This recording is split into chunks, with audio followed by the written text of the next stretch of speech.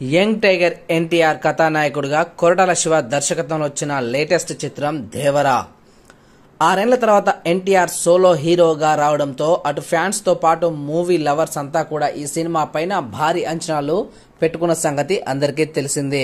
ఆ అంచనాల మేరకు సెప్టెంబర్ 27వ తేదీన ప్రేక్షకుల ముందుకు వచ్చి పాజిటివ్ టాక్ తో దూసుకుపోతూ ఉంది దేవరా చిత్రం. మరి అయితే ఈ సినిమా మొదటి రోజు నుంచి బాక్సాఫీస్ వద్ద కలెక్షన్ల సునామీ సృష్టిస్తుంది.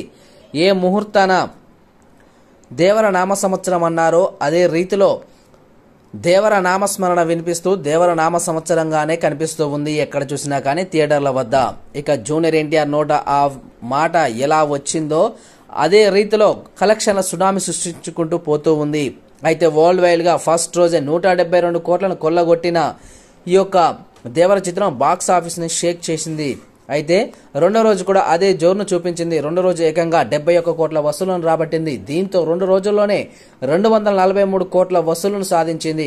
ఇక ఆదివారం హాలిడే కావడంతో దసరా సెలవులు వస్తుండడంతో ఈ సినిమా కలెక్షన్లకు మరింత పెరిగే అవకాశం ఉన్నట్టుగా కనిపిస్తూ ఉంది.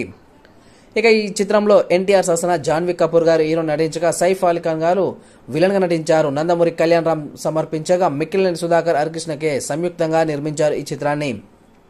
ఈ చిత్రాన్ని చూసిన ప్రతి ఒక్కరు కూడా సోషల్ మీడియా వేదిక ద్వారా పాజిటివ్ టాక్ వినిపించడంతో ఈ సినిమాకి చూడడానికి క్యూ కడుతూ ఉన్నారు పబ్లిక్ అంతా కూడా. ఇక మంచి హంగులతోటి అదేవిధంగా మంచి విఎఫ్ఎక్స్ తోటి అదే కాకుండా సాంగ్స్ కానీ ప్రతిదీ కూడా ప్రేక్షకుని ఆకట్టుకుంటుందని చెప్పాలి. కొన్ని సీన్లలో మాత్రం గూస్ బంప్స్ రావడం పక్కా అన్నట్టుగా కనిపిస్తూ ఉన్నాయి. మరి అయితే ఎన్టీఆర్ సముద్ర తీరాలను చేసే యాక్షన్ సీన్స్ మాత్రం ప్రత్యేకంగా ఉన్నాయని చెప్పాలి. మరి ఆ సీన్స్ ఆకర్షణ నిలవడమే కాకుండా థియేటర్లో పూనకాలు తెప్పించాయి.